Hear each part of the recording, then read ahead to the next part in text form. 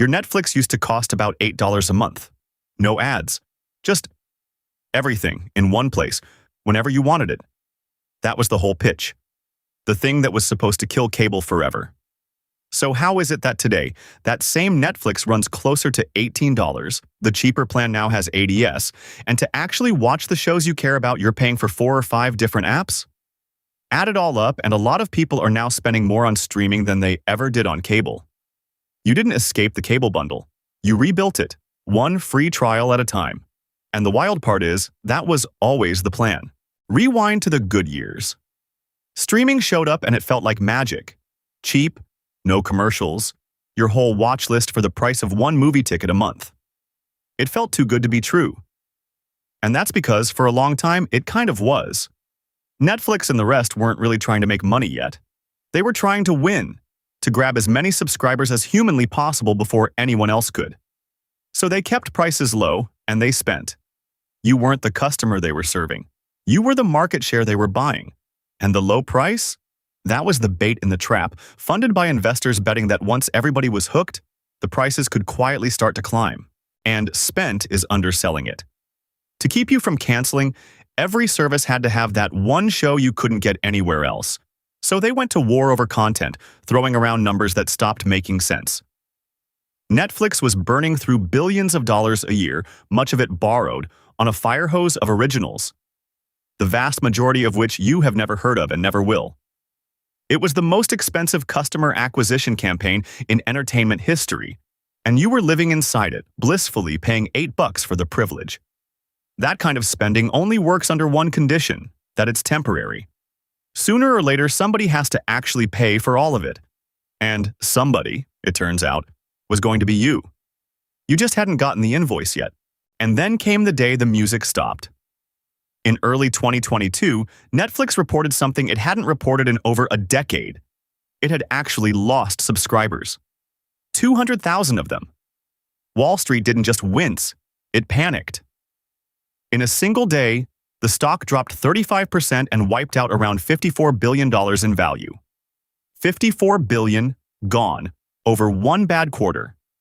And in that moment, the whole strategy flipped. The mission stopped being grow at any cost and became make this thing profitable now. Everything that's happened to your bill since, every price hike, every ad, every crackdown, traces back to that one earnings report. The subsidy was over. Time to collect. Here's how fast it turned. In 2019, Netflix's own CEO called advertising, and I'm quoting, exploiting users, and said being ad-free was a core part of what the brand even was. No ads. That was the promise.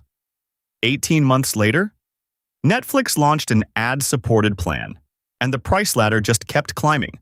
The standard plan went from about $8 to $10 to $13 to $15, and now sits near $18, with the top plan at almost $25. That's not inflation. Over the same stretch, the price of the exact same service more than doubled. And Netflix isn't alone. Disney Plus launched at $7 and is now closer to $19. The pattern is identical everywhere. Hook you low, then climb. And notice the trick in the timing. They never double the price in one jump. It's $2 here, $1 there, a small adjustment you'd feel silly canceling over. Slow enough that you never quite decide to leave. Now, the ads. You'd think the ad plan is the company throwing you a bone, a cheaper option, right? Look closer. Here's the quiet math. On the ad tier, you pay a smaller fee, but the company also sells ads against your eyeballs on top of it.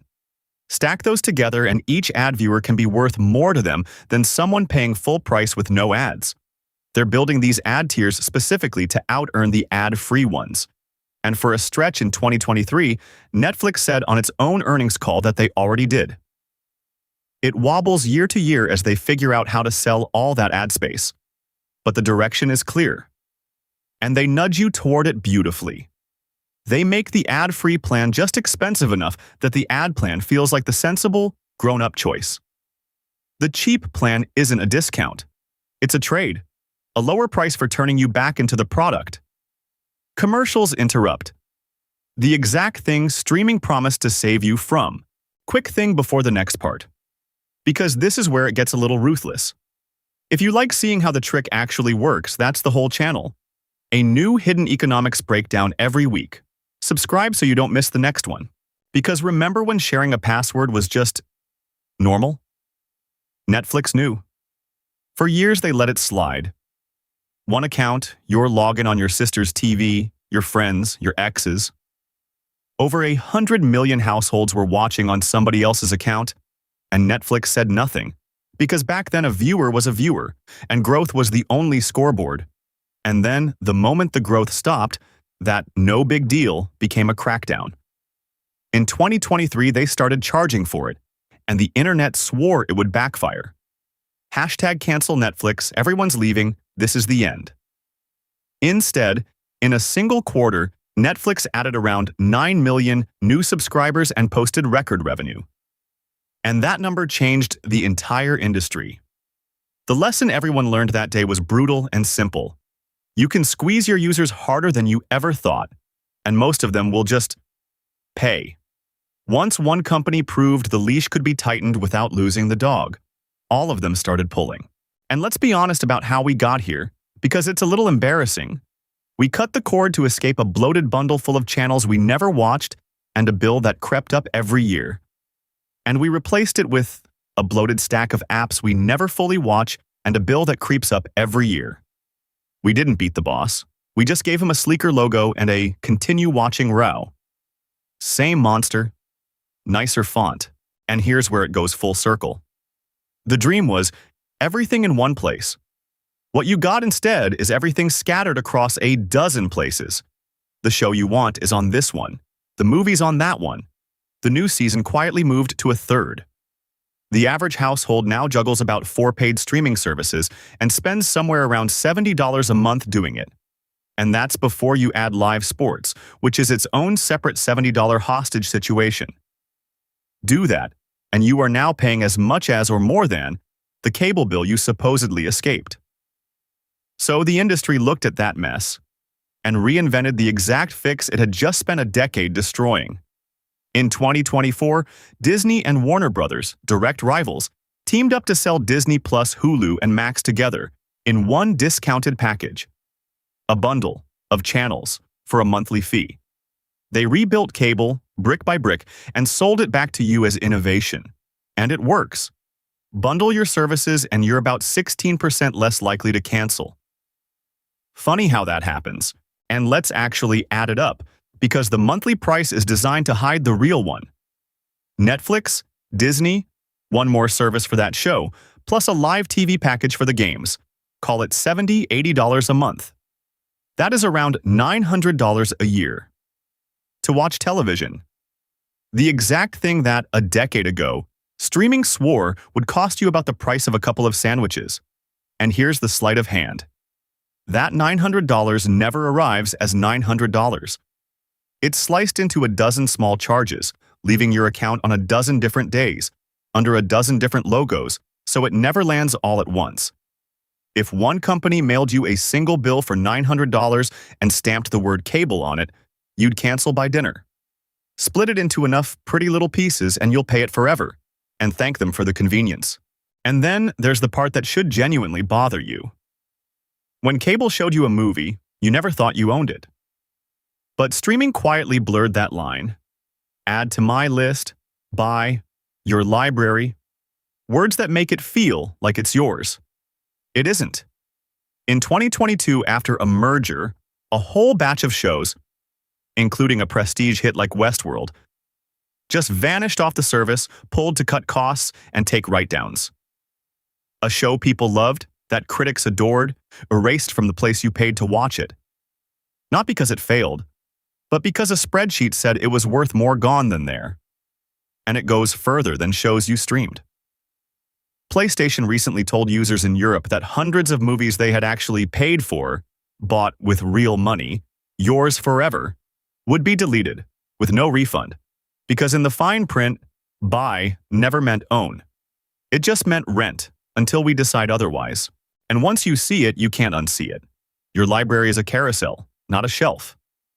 Things rotate in to get you to subscribe and rotate out the second the licensing math changes.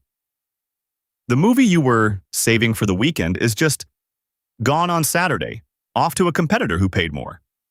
You're not building a collection, you're renting a view of one. And the landlord rearranges the furniture and empties the shelves whenever the accounting says so. Cable, at least, never pretended the channels were yours. So why don't we just leave? Because every one of these companies has quietly studied exactly what keeps you. It's the show you're 3 episodes into. You can't cancel now, you'd lose the thread. It's the continue watching row that makes leaving feel like abandoning something. It's the price hikes engineered to land just below the line where you'd actually get annoyed enough to act. $2 is insulting in theory and invisible in practice. And it's the friction. They made signing up one happy tap and canceling a 5-screen guilt trip that asks if you're sure, reminds you everything you'll lose, and slides you a month at half off right as your finger hovers over the button. None of that is an accident. You're not weak for not canceling. You're up against a machine that was designed, tested, and tuned specifically so that you wouldn't. Now, I'm not here to tell you streaming is evil or that you should go crawling back to a cable box. The truth is quieter than that. None of this is a conspiracy. It's just a business model growing up. For a decade, investors paid part of your bill so these companies could win the land grab. That phase is over. Now the winners have to actually turn a profit from you. And everything you're feeling, the price hikes, the ads, the crackdowns, the bundles, the vanishing shows, is just what extracting profit looks like after buying market share ends. The magic was never free. Somebody was always paying. For a while, it just wasn't you. And the one move that still works? Stop treating them like family. Rotate. Subscribe for the 1 month you want the one show, then leave. The way you'd never quite let yourself leave cable. Loyalty is the only thing they can't put on the bill. So here's the whole thing in one line. Streaming didn't kill the cable bundle. It wore its skin. Cheap became expensive, ad-free grew ads, one app became 5, and buy quietly turned into borrow. And every one of those moves happened the exact moment the subsidy ended, and it was your turn to pay. It's the same trick underneath everything on this channel. Get you comfortable at a price that isn't real, then let the real one arrive slowly enough that you never quite decide to leave. And if you want to see that exact move, a price that feels like nothing until it quietly becomes everything, pulled off in the most addictive way yet, that's the video sitting right here. It's the same playbook running on how you shop. Watch it next, and you'll start seeing the trick everywhere. I'll see you soon.